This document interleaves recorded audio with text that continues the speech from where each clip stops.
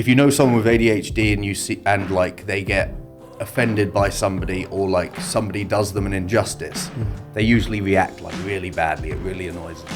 And so I had a lot of justice sensitivity from not going to university and seeing the fact that whenever I applied for like JP Morgan, like Morgan Stanley, Goldman Sachs, rejected. Yeah, because I didn't have the tick box of having a degree. And that really annoyed me, because if you had a degree, you could join them in a graduate program with zero experience. But me with 10 years of success, you know, even in FTSE 100 companies, just because I didn't have that tick box, I would get filtered out straight away.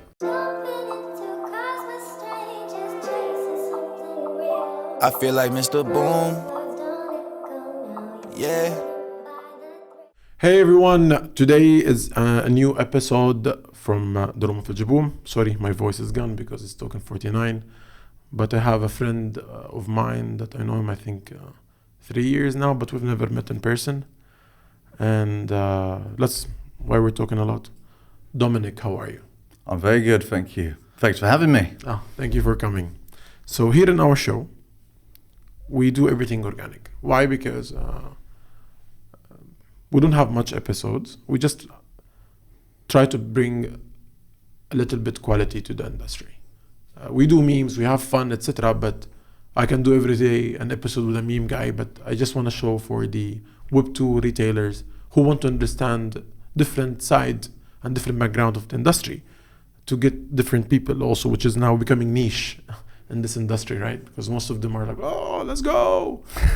But you have to show the two sides, and it's not easy to show your side because the lack of experience and knowledge and education is huge in Web3. So I try my best to get people like you to know more. But before we start, I want to know, who's Dominic? How old are you? What did you study? Did you work in a Web2 company, or you just find yourself at 17 years old when you were like driving a car? Who is Dominic? The existential question. Exactly. So I started out as a junior stockbroker when I was supposed to be on my gap year from university. So in between, like, college in the UK, college is like the equivalent to like high school. It's like when you're 17 or 18, you go to college. And then in between that, you either go straight to university or take a year off to like work experience or travel or, you know, just do whatever. So on the gap year, I joined stockbrokers, and I was doing 250 cold calls a day, getting clients and passing them up to the traders who would then trade them on managed accounts. So you were that guy spamming everyone every day? Yes. Okay. Commission only as well, so no salary, just... So you're extra spamming? Yeah, exactly. So I naturally just worked harder than others and did far more calls and brought in more business. So eventually I was leading sort of the sales desk, where I was earning not just obviously my own commission, but like a percentage of everybody under me's. Then I took my exams, Chartered Institute of Securities and Investments, which basically qualified me to trade clients' funds rather than just, you know, pass them up to somebody. So obviously bigger cut again, and loved it because it's literally, it was running your own business because you weren't getting paid a salary. You were effectively trading under the license of the broker and advising clients on derivatives. So I never went on to university, even though I had a place in University of Bristol, which is like what we call a red brick in the UK. So you have the original universities, like some of which have been around for thousands of years. It's like Ivy League is the equivalent in the US. So a proper university, but I turned it down because I was doing so well in, you know, actual employment. And then worked and carried on there for a few years, and I joined a company called St. James's Place Wealth Management, which is a FTSE 100 company, so one of the biggest in the UK as an associate partner. And then after that I joined a VC firm, which was investing into like, not like the tech stuff, not blockchain, it was like asset-backed investments, renewable energy, basically assets that provided a level of safety and, you know, not necessarily small returns, but like, well, compared to what people are expecting in crypto, you know, actual 10, 20%, that sort of thing. Then after that is when I started my first protocol, which was sort of in metaverse. No, relax. So that was the Web 2. That was the Web 2. How old are you? So I'm 30. Okay. Now, what made you and how did you join Web 3? Before jumping in, how do you become a builder? So I have always had, I have severe ADHD, which means I do tons of projects. And when I get into something, I get into something properly. And so one symptom of ADHD is justice sensitivity. Basically, if you know someone with ADHD and you see, and like they get offended by somebody or like somebody does them an injustice, they usually react like really badly. It really annoys them. And so I had a lot of justice sensitivity from not going to university and seeing the fact that whenever I applied for like JP Morgan, like Morgan Stanley, Goldman Sachs, rejected. Yeah, because I didn't have the tick box of having a degree. And that really annoyed me, because if you had a degree, you could join them in a graduate program with 0 experience.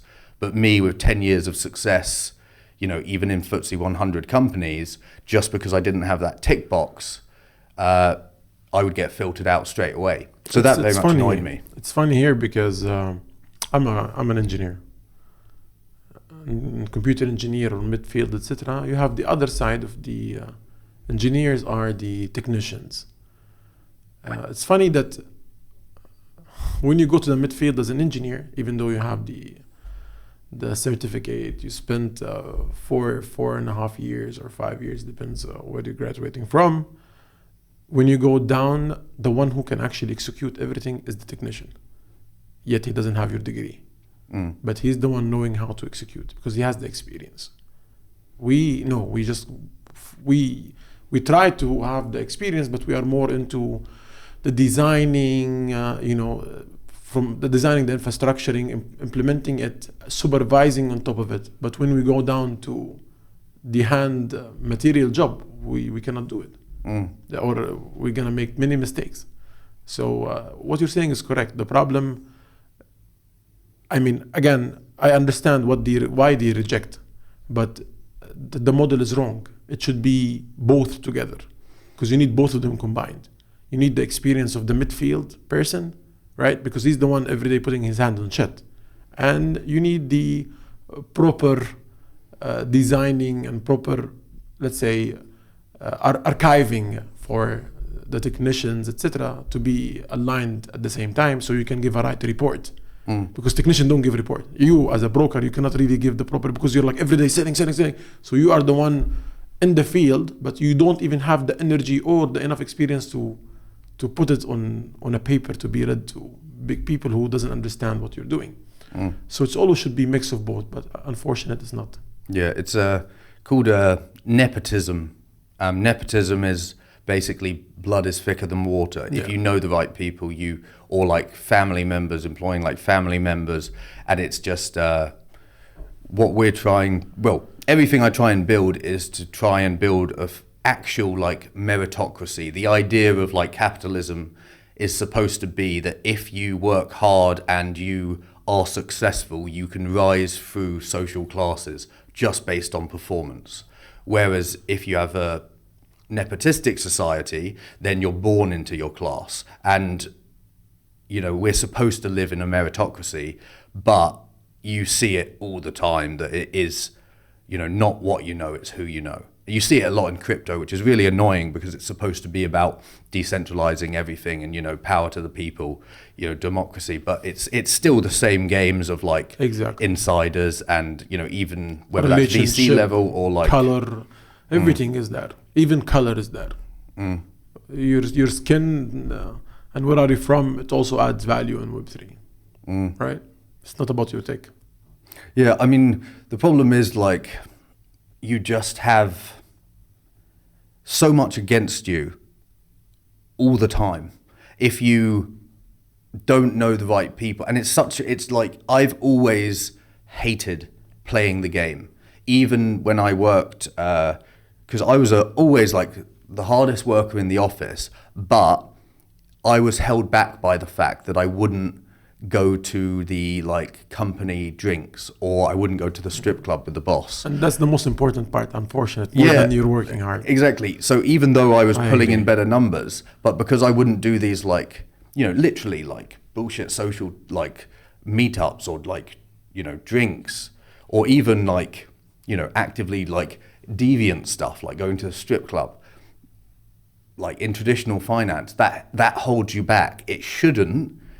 You know, people would say like, everyone likes to paint a rosy picture of what will get you far in a career, as if it's this fairy tale, fair land where if you work hard, you can actually get to the top. In reality, it's extremely difficult to rise through the ranks of like traditional finance, even any industry, unless you're willing to like sacrifice and play that game and not be yourself, instead to be someone else's idea of like what should be like the perfect person.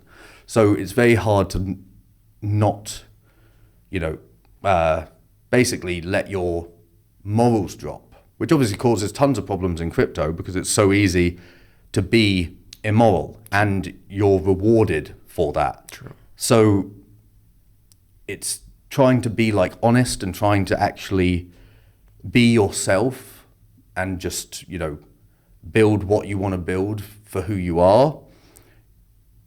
Nobody hands out like participation trophies for that. You've got to really fight it out. And I agree 100% on that. yeah, even if like, you know, if you literally like scam people in crypto or you're honest, unfortunately, you get treated the same if your token drops by 5%. Like nobody, and also again, like I show my face and I'm doxxed. That doesn't do me any favors. In fact, like the same people who like never saw them once when like we're in the bull run, but in the bear market, they're setting up new accounts every day to like, you know, give me grief. You know, even if the whole alt market is bleeding, which it has been for like 3 years. And so where there's no reward for everything that people say that, you know, you should do as an honest person, you can see how, you know, like Andre Cronje, if you pronounce it like that, from FTM, he's like left and come back 4 times. And people call him a scammer for it. But like, I understand that unless you have passion, and one thing I always say on Twitter is to actually, you know, invest in founders with passion, because unfortunately, if you are not in this out of like a belief in doing the right thing, or not in this due to being passionate about like decentralization or about like, you know, creating a meritocracy, like democratizing traditional finance, if you don't have that passion, then you will eventually leave, because it's a very toxic industry to be in for the long haul. Like, I'd like to say that I lost my hair in crypto, but it was way before that. If I hadn't lost it in traditional finance, I would have lost it in crypto. True. I mean, yes, this is again, I think the difference between traditional Web2 businesses and Web3, it's all the same. They have to do the same shitty stuff. But in Web3 is even way more.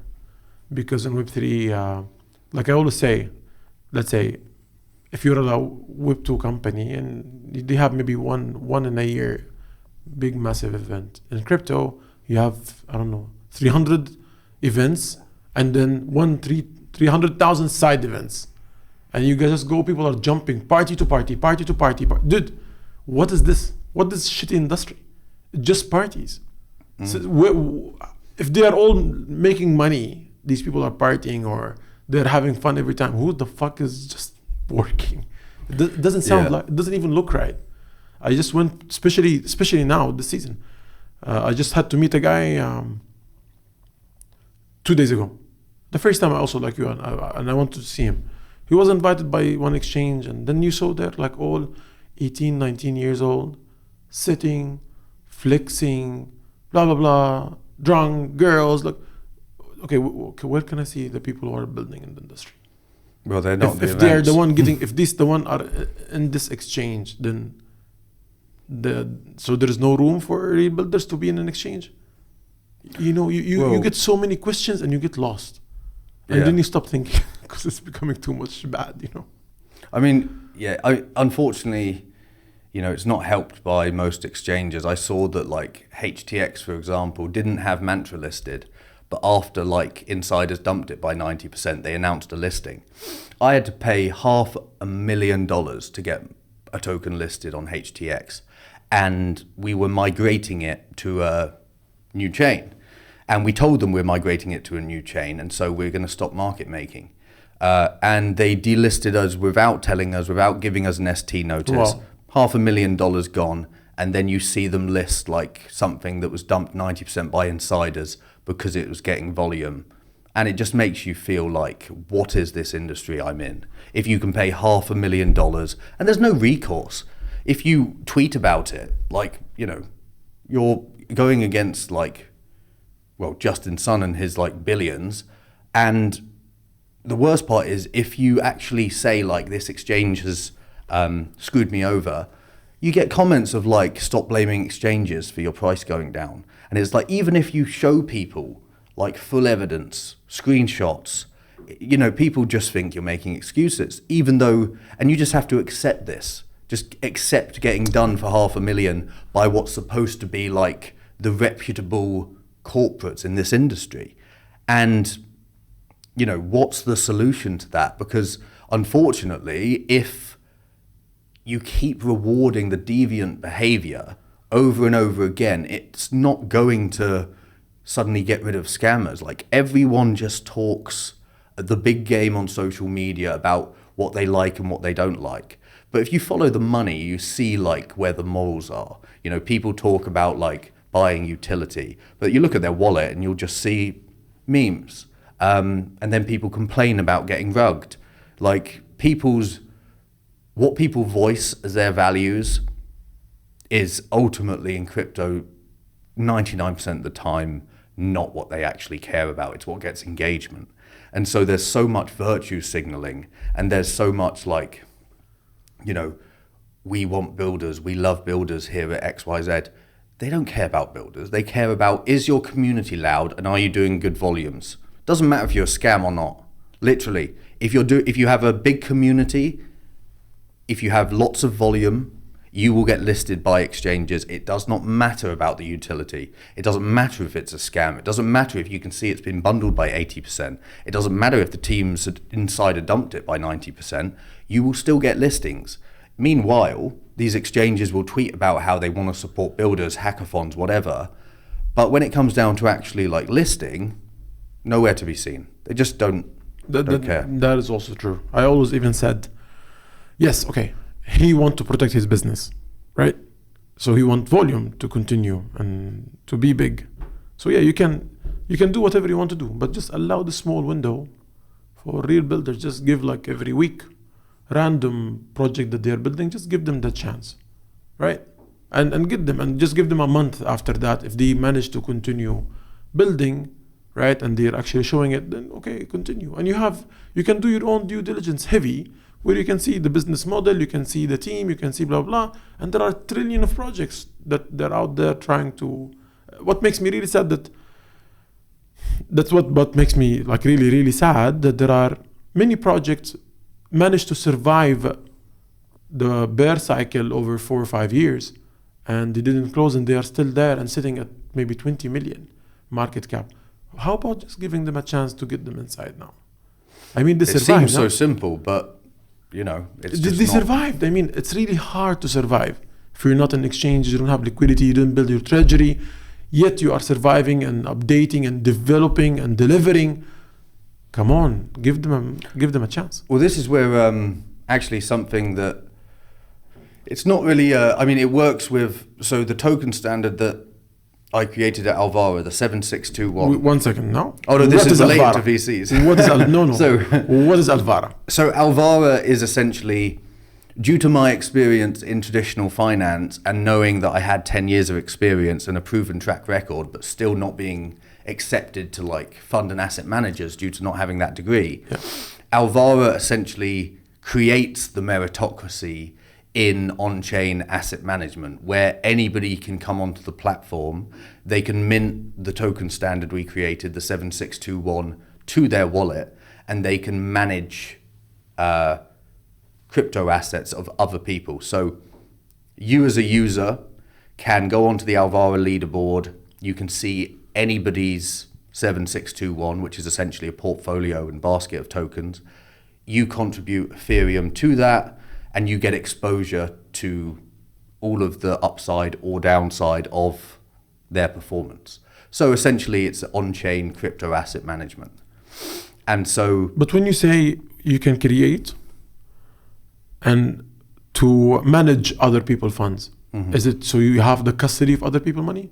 So the token standard itself stores all of the Ethereum. So at no point can the manager access the Ethereum within it. All of the buys, sells, and like token weightings in the portfolio is all done through the token standard interface. So the only way that you can access the Ethereum inside it is if you have the corresponding LP tokens which represent your overall share. So the manager can deposit their own Ethereum, but they'll only be able to withdraw their own Ethereum. So every user has their proportional value, like how in Uniswap V2, when you deposit, you get the Uni V2 LP tokens back. Yeah. Alvara is the same. So it's a contract where someone creates, everyone put their assets, but he doesn't have the power of these assets to pull it or withdraw it, but he have the power to make the action because you agreed to follow him because you believe he's good. But if anytime you want to stop, you just can withdraw it right away. Yeah, exactly. And the good part is that effectively it makes every token they hold the equivalent to like a spot Bitcoin ETF, because the Ethereum is actually buying these tokens through DEX. And the reason why I brought it up on the back of VCs is you have so many good projects that have survived the bear market but have missed out due to the fact that, unfortunately, price discovery is a big factor in utility tokens actually getting, hype. Because it doesn't matter, if the chart, looks like this, it doesn't matter what the utility is. Everyone likes to buy low and sell high until it's time to buy low. And so, therefore, if you are a VC, automatically 80% of what you invest in has, gone to dust or failed. That's any VC. It doesn't make them a bad VC. Like any venture capital firm, 80% of what they buy, because you're buying into small businesses and startups, will fail. So let's say in crypto, 80% of those tokens, let's say half of them still have a team on the socials, still have liquidity, and are still pushing and still trying to make it work. Let's say you're an Animoca brand and you decide to launch your All-Stars 7621, your All-Stars basket, which has Sandbox, Mockaverse, and the ones that they're known for. Yeah. And then suddenly you have your value 7621. And what you have in your value 7621 is all of your teams that are working hard, that are still pushing, that are still trying to make it successful. And you as the VC, you might have written that investment down to zero. It might be like dust for you. It's below your seed price, below your private price.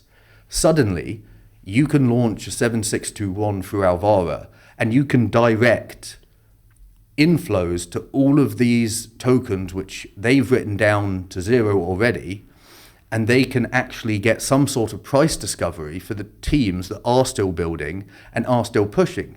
And it makes perfect sense. Why wouldn't they? You have the ability as the VC to basically get investments you've made which haven't worked out due to just market conditions. They invested in the idea because they thought it was a good idea. You would presume that they still think it's a good idea, even if the public hasn't noticed it yet. And so if you can suddenly direct individuals to what you see as your value portfolio, then you can give price discovery to those assets. You can recover them just by directing people to them. It doesn't cost the VC anything, but it can breathe new life into, otherwise investments that, could and probably won't ever recover. As long as they still trust the team, as long as there's still liquidity, and as long as you have faith in the idea still, which you had faith in when you invested, to me, it doesn't make sense why they wouldn't do that, because everyone's a winner in that scenario. That is true. But the question, do they know these things? Well, yeah, this is it. I don't think. No. And the problem is, again, trying to one interesting part about Alvara, when we were raising the seed and private round, which we never closed out. And the reason why is that I had 100% conversion rate on private investors who allowed me to demo them the project. All of the ones who I just sent them the deck and left them to come to their own view of what the protocol was and what we did, came back with stupid stuff like, sorry, we're not investing in DEXs at the moment. Obviously just didn't read it, or just went straight to the valuation, straight to the pages that they thought relevant and made a decision based on that. What was the valuation? So for seed, it was 30, and for private, it was 45. And this was in Feb of 2023. And we went from our 30 cents launch price to $3 and maintained that for a while. Then we had, unfortunately, a bad set of events where our launch pad got sold as a business. And so therefore, the old owners had, our token allocation that we gave them, and they weren't just going to give that to the new owners. No. So unfortunately, when everything else had a cliff, they sort of offloaded them. They dumped. Yeah, but we're still... the question is, why people do like this? If you want to sell, just give it to a market maker. If you are really busy to liquidate in the right way, just give it to a market maker. Well, we messaged the old team and said, we can see that you've sent the tokens to exchanges. We will buy them OTC from you. And they said, oh, no, it's not me, it's the new team. We messaged the new team and said the exact same thing. And they said, oh, no, it's not us, it's the old team. None of them wanted to admit that they were dumping. And so for that reason, they wouldn't just allow us to buy it OTC. It's this is the sort of behavior you have to deal with. This is Web3. Unfortunate. Yeah. But yeah, talking to VCs and trying to get them, you can give them some leeway in the fact that, Alvara, not only we're building the infrastructure for a brand new token standard, so they wouldn't have heard of the token standard, and then you're trying to explain a DeFi protocol which is built around the token standard, which they'd never heard of. So it's a complex protocol to understand just from a deck, which is why I was trying to push every single one of them to get on a call with me, because trying to understand something that literally you invented and then built infrastructure around your invention is obviously going to be quite hard for anyone just looking at a deck. But yeah, all the people who allowed me to demo it to them, wrote checks. But unfortunately, that just wasn't, there's so many gatekeepers, and that sort of holds people back from the potential of something. Let me ask you a question.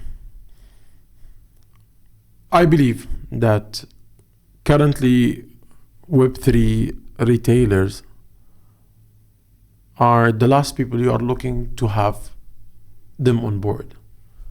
Means if you have a product like that, you don't even need to touch retailers at any mid, let's say short and mid term. Long term they can ape. But I think the strategy here to go to family offices, hedge funds, right? Because many of them, they want to come to crypto, but they're scared to come, lack of knowledge, so many bad actors, and also risk management, right? And I think Alvara as a protocol, it's amazing. Did you go and why did you tackle Web3 VCs even? Well, why didn't you go to this hedge funds and all these people? Well, the problem that you have, we have a phrase in England which is look after the pennies and the pounds look after themselves. And that's sort of the route to market with Alvara, is because the infrastructure that we're providing is the factory contract to allow anybody to come onto the platform and mint a 7621 to their wallet themselves and manage it. That means that there's two ways that we can sort of win with this. Our focus as a team and as the foundation managing the infrastructure is to target, the institutions, to speak with, the big money. However, with the 7621, what drives a token standard for approval is mass use. And so there's two ways that we can sort of be really successful. Number one is, on the institutional side in getting legitimate like Web2 asset managers or even, large Web3 asset managers to use the 7621 as a standard. But if the 7621 becomes synonymous as the go-to token standard for on-chain asset management, like how when Pepsi and Disney came on and did an NFT collection, they automatically used the ERC 721 because the 721 is the NFT is a 721. They don't even look elsewhere or think about coding it themselves because they know that that's the token standard for that. And if we can get the mass adoption through allowing anybody to become a manager and anyone to run one of these 7621s, then that can do sort of the job for us, where if we become the go-to token standard for on-chain asset management, when eventually they do come on-chain, we become the default choice. So that's why it's important for us to do both. And also because we do, and I do, stick and believe in the values of creating a meritocracy. If we allow anybody to become, a manager of one of these, then you'll see institutions ranked on the leaderboard against absolutely anybody. It doesn't matter if they have a degree, it doesn't matter if they have like a chartered financial analyst or whatever letters that they have behind their name. If they have the performance to justify it, then they will rank at the top of the leaderboard. If they're better than an institution, then great, people will actually see that. But again, you tried now the Web3, right? And you went massive to the Web3, right? You follow this, what you say in the UK about the penny or whatever. I mean, did it really work? Or you start like, okay, maybe I need to start looking into also institutions. I mean, we're constantly working on sort of both. I mean, our mainnet should be live. Congrats, by the way, for that. I mean, by the time this is probably released, it should be out. It's currently under audit. And so we need to sort of see how it performs in like the real environment, as in who starts taking these up. We've had like commitments from like institutions already to use it, but we need to see like how the human behavior element is the always like, variable you can't control. It's like when, if people said 10 years ago, oh, we've invented Ethereum, we're going to allow absolutely anybody to like build on top of it.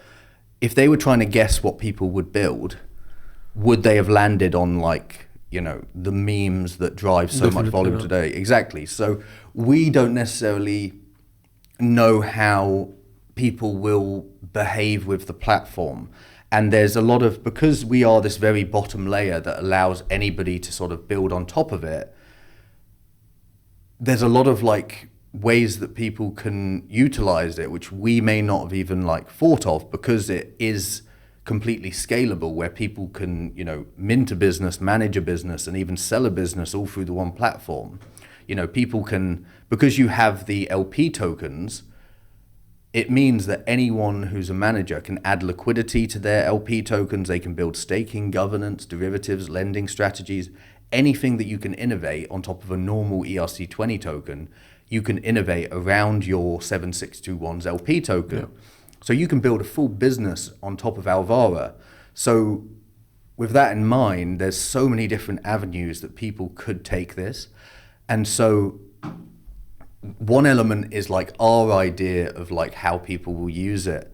But until we have the live mainnet and we see how the public want to use it, then we don't want to try and shoehorn people into one particular area. Because we could, push everyone towards, X scenario, and then we find out everyone's using Y scenario, and so, you need to follow what's popular, and we won't necessarily. We can have a better guess than anybody how it will be used, but until we actually have a full live case study, we don't want to necessarily think that we know correctly. We want to be led by the market and have a level of flexibility rather than stay rigid, especially in crypto, because the seasonality and like the ups and downs and changes in the wind is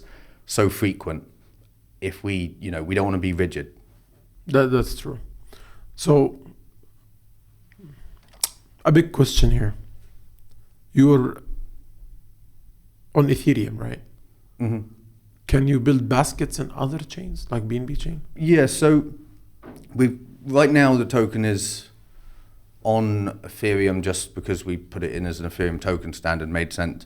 We're also on Avalanche. So we've got a couple of choices, basically. We can either be multi-chain to the point that we have, tons of chains added, or there's the option for us to basically provide like a Oracle type, almost a bridge, where, because we want, people to be able to create a basket where they have, let's say that you're buying a metaverse or gaming 7621.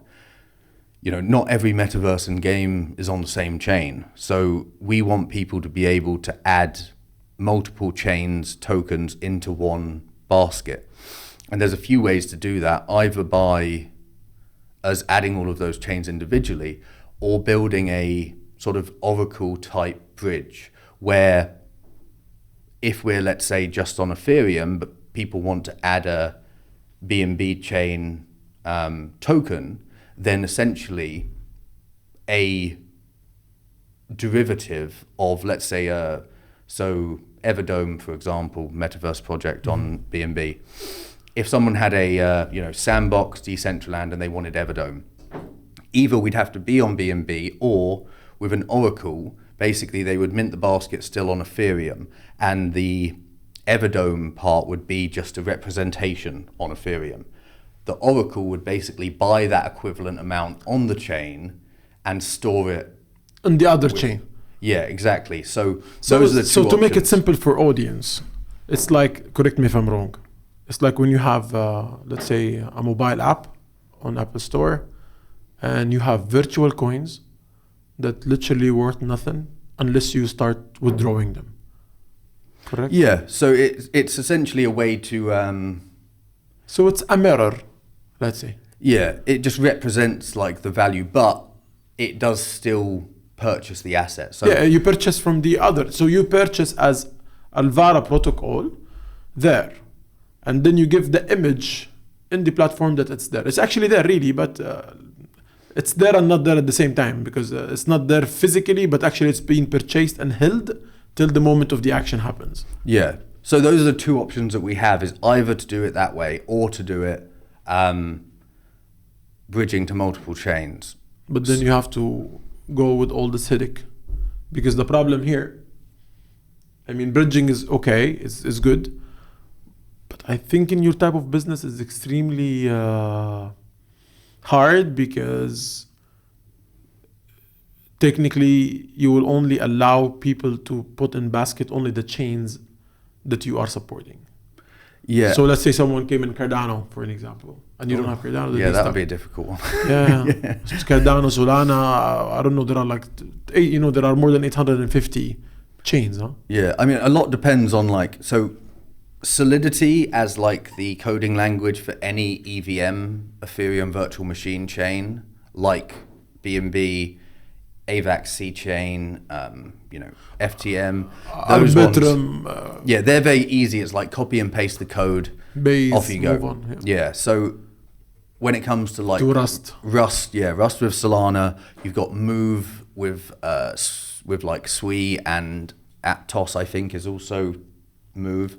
I might be wrong on that, but yeah, basically when it comes to like repeating it on other chains, because obviously since we invented the ERC 7621, nobody's going to have like a base for us to work from. So it's all, unique code. Yeah. We can't just fork something and, hope for the best. So it's, for EVM, it's quite easy for us to add, but then obviously, we don't have infinite liquidity to put into like every DEX to have like the same amount? How do you choose And that? the risk also for bridging. When you too much bridges, you're like really exposing yourself to a big hack or shit happening again. Like we know there is no bridges safe, zero. Yeah. And when you are too much into it, then and every time you have to fill the balances and you have to arbitrage between chains, and the market maker should be with you every time, else you're gonna be arbitrage very easy. It's a lot of headache. Yeah. So I think the first solution, I think it's kind of more reasonable.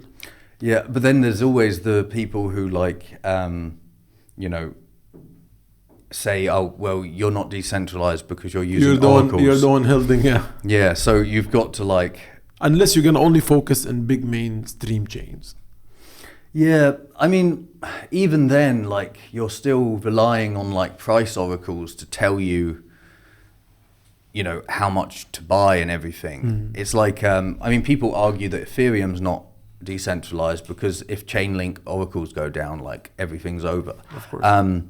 But you can only do so much. It's even like when you're designing your tokenomics, like, you need to balance between, making sure that the public, you don't immediately just go down. That people actually have a chance to buy in and make money, not just be exit liquidity for like VCs. What vesting do you have? If you have too long vesting, it's unattractive for VCs. If you have too short vesting, the public might get screwed over by people dumping on them.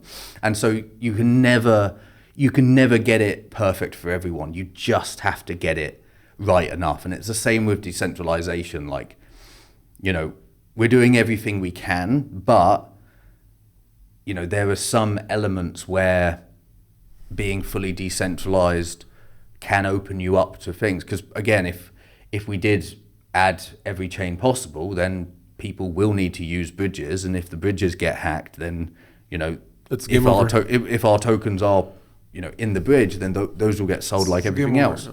So that's one argument, and the other argument will be, well, oracles aren't decentralized. How can you claim to be decentralized? So these are just what you have to weigh with the final decision, basically. But yeah, what we tried to do is keep to a roadmap where, because people are always suggesting like improvements, which is like fine, and we would like people to do that. But if we implement every suggestion like before reaching like the first hurdle, then you're just constantly building. You need to build to like a goal. Then you can take the feedback on board and build it towards like a V2 or V3 and just keep on sort of adding. And because again, you don't know how, we won't know or be able to forward think of every problem that people might face until it's live. Then we'll see what's really like the most important fixes to implement first, because we can assume stuff would be a good improvement, but once it's live, you might find that people are struggling with something like altogether, which is very much more important for us to fix than what we thought we'd be fixing as like the first V2. I agree. We spent 45 minutes. I'm seeing the timer. It means we didn't feel it. It means it was really a good one, but I want to simplify it for retailers. The problem, this is my kind of opinion now, the cycle changed a lot. And now the one who has money or who's making a lot of money are 18, 19 years, 20, 21 max, 22, let's say. There are, of course, the rest, but these are like the trenches, right? That they are like hustling every day. We're the boomers now. Yeah, exactly. Unfortunate. I'm still young, I'm in trenches as well, so. The point, how you explain this to them? You tell them, hey, you're making, you made $5 million in this meme token, right? He doesn't know what to do. He just either go gamble again, or he takes it out and then find a new opportunity. How can you tell him, hey, dude, just 3 steps. You can put something to make money and you spend in your life expenses, for an example. Talk to trenches, don't talk to me. Talk to the trenches. What about how to... Well, it's a question on how Alvara can be used. For these trenches, when they make money, how can they make more money? How can you use this money in an easy way, in a safe and easy way? Well, I'd say that the main thing is that not only can they sort of make money from putting their own pot into a 7621, but they can actually manage one for others. They cannot. No. See, again, you're not speaking to trenches. If you do, this is the biggest problem. VCs in this cycle and real builders, they are still not accepting or trying to accept in their mind that the market totally changed. That's why VCs got fucked in this cycle. And real builders are struggling so hard. You have to break the bridge. It's like when you going to Web2 people and telling them crypto, they say, oh, you feel them, they're like outdated, the boomers, like, you don't know crypto? Oh, you used to be the trenches back in the day. Now there's a new generation, which is the new trenches. Don't tell them to go and open and they don't know what you're saying, dude. The max he can do is just launch a meme token and fucking pump fun. That's the max. And then go to people, oh, this is going to be the next moon, you know. That's what his mindset is built at. But how can you tell them, come, if you made 2 million in a meme token or whatever, how can you use that in a simple way to make money? That's simple. Without going too much build and make and get. You're testing me here. Yeah. It's like... You're getting nervous, relax. Yeah, Eli, it's like, explain it like a degen. Yes. Eli D, we'll call it.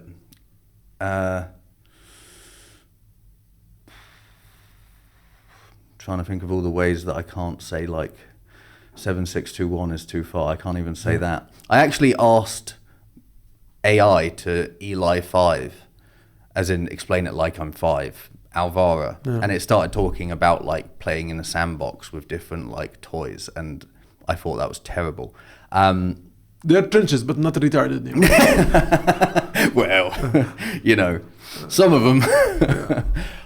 I mean, it's a way for you to manage your assets and have the ability for people to essentially copy trade you. So you can earn money not just from your own buys and sells like you always have, but you can actually earn from other people seeing what you're buying and selling and thinking that, wow, this person actually knows something. This person is good, because not only are you earning from any upside you get, but you're also earning a percentage of your assets under management. And so the bigger that you grow and the better that you do, the more assets under management you can grow, the more fees you earn. And so you're not just getting your normal... You know that you lost all the trenches already, right? No, I thought I was actually doing well there. No, you totally lost them. It's like, okay, I'll give you an example. You tell him, yo, you made like $3 million. We're going to have a pool. You choose one of them. You put money. You choose what tokens you like to have from your own tokens, and just relax and watch it work.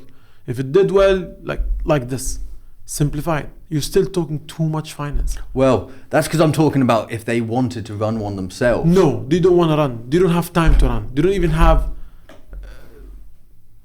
to run. They're running memes. They're busy sitting in 300 Discord group and Telegram groups discussing which next thing they're gonna shell. So they're not gonna go telling, yo guys, I'm a financial guy and he's gonna wear a tie. Is not that. He wanna copy others. That Fair they enough. are the one doing the homework. You wanna copy one like who's willing to waste his time talking all this finance bullshit for them. Then I'd say go to the Alvara leaderboard. Yeah. Filter by whatever you want. Performance, category. Is there an AI that helped them to filter? We are speaking with like PAL, you know, PAL, Okay. PAAL, Yeah. to implement something in there. And basically pick what you like. Just go to the leaderboard, find what you like, buy what you like. There's your free. That's it. And you put your money. Mm-hmm. And you can put stable. Yeah, so whichever manager you pick, you get exposure to everything that they're buying and selling. So they can do it for you, basically. All you need to do is park your Ethereum or whatever tokens or chain you're on, and that person will manage it. And you come back in however long, see how it's done. And there is no locking period. You can just deposit take it out. Just you can come and go as you please. Okay. Last question now. Where is the token utility on this? So there's two elements. Number one is the factory contract. Anyone who's creating a 7621 using our platform, 5% as a minimum purchases the Alvara token. So the original time they mint it, 5% is bought with Alvara, and obviously any future contributions anyone makes to that, a minimum of 5% is in Alvara. So the commission is getting paid with Alvara, let's say. No, this is like, let's say that you've bought a portfolio of Mana, Sandbox, and Axie. 95% is whatever the manager chooses. 5% is consistently Alvara.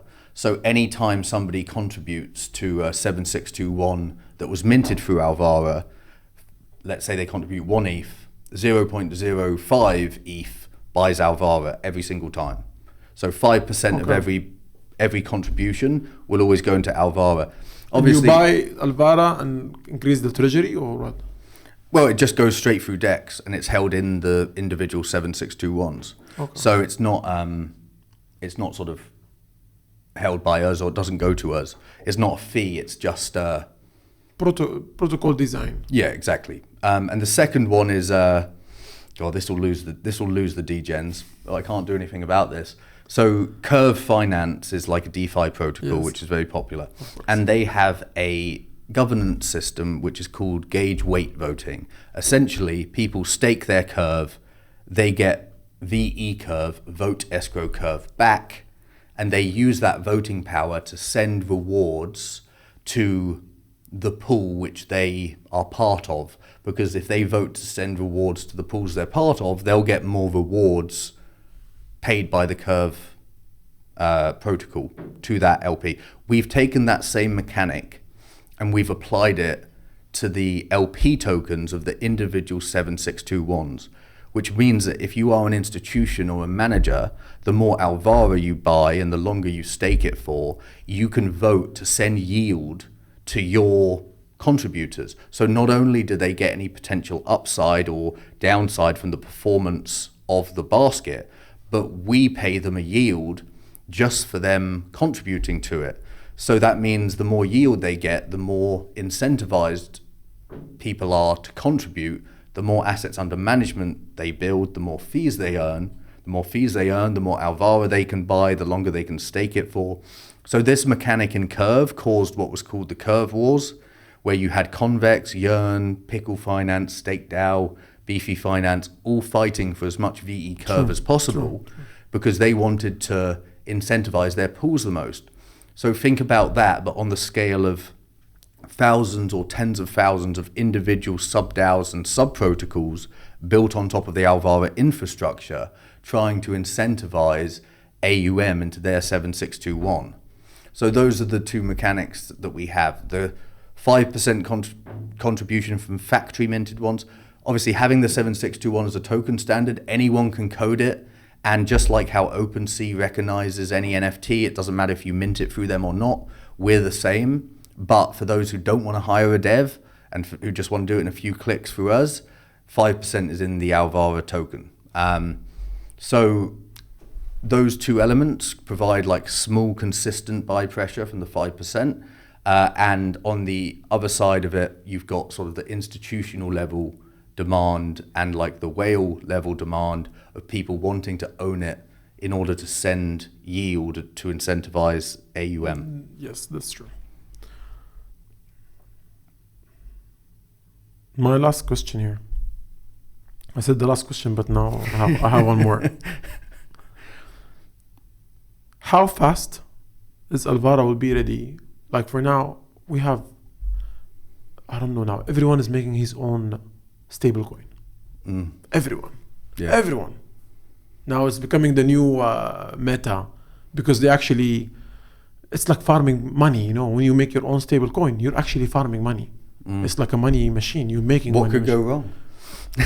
unless it really go wrong, you know. But it's really the way, because it's the best way to make money, right? Because you just can say the fundamentals, you can put your fundamentals, sell your fundamentals to people, and then people will buy it. and then you just print money without being attached to anything, right? Beside you are a stable coin. How fast, as a protocol, Alvara is ready to get all these stable coins in? Well, by definition, any ERC20 or any BEP20 or POL20, whatever chain, can go into a 7621. So people can just paste a contract address. So any stable coin that is live can be put into there is no criteria. 7621. No criteria at all. We have a emergency stables option. Let's say that you have FTX is collapsing and the manager wants to just go all or to Mantra, stables. let's say Mantra, since it's recent now. Yeah, if they had a large holding in that, basically there's a button that clicks emergency stables. So that's the only part where we input what stables that goes to, because obviously we don't want to, go all to stables of something that doesn't turn out to be stable in a market crash. But apart from that, if people are just adding stables into the portfolios themselves, they can pick absolutely anyone. All right. Guys, this is Dominic. What is your role in Alvara? Co-founder. Okay. This is Dominic, the co-founder of Alvara. Please, I'm going to put all the social media. This is nothing financial advice. I like what they're building personally. They achieved a lot. And they know what they're doing. The only problem they're struggling with the current market user base, which is almost everyone is struggling with. Even now, meme tokens are already struggling from their own meme tokens. So it's becoming that. We need a new wave of retailers who have a different appetite and different age barriers. Because now we're many trenches there. We need to focus into getting this educated, more responsible as well people from the age-wise, so we have mix of culture inside the Web3, because now there is a big gap, in my kind of opinion, between the two sides.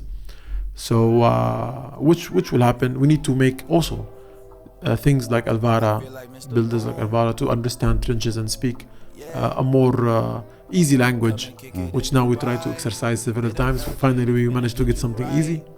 Please be sure to check them. Dominic, thank you very much for coming. Thank you for having me. And hopefully we see a great future for Alvara and a great success. Thank you again. When utility season. Yes, let's go. It's not just a room. It's the Room of Eljaboom. Let's go. Looking at the floor price, hey Brody, where the broom? We could hit a sweep. I've been getting at it, I ain't barely get to sleep.